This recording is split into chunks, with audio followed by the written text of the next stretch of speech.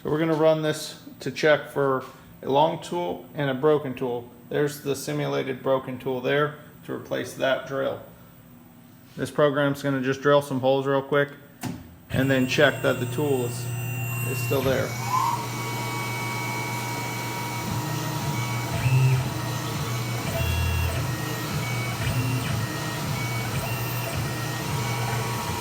So it's drilled the holes, going up to the clearance height on the tool breakage detector's subprogram.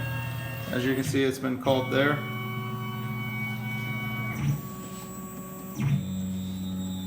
It's doing that now. Everything looked good. It's on its way. And we're gonna M1 right there and hold it. We're gonna reset this program and pull the tool out of the holder just a little bit.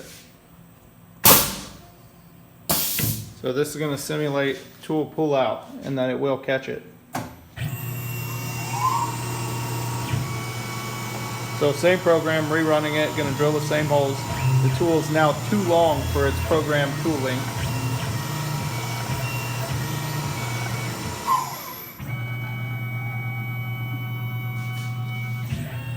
That's pulling up the subprogram.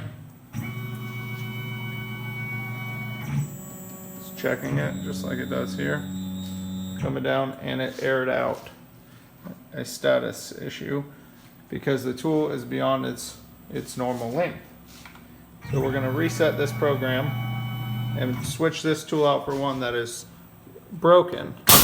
So there's your normal drill. I'm going to switch it for a set broken drill and run the same program again as though the drill bit snapped in two halfway through. So it's coming down to drill the holes.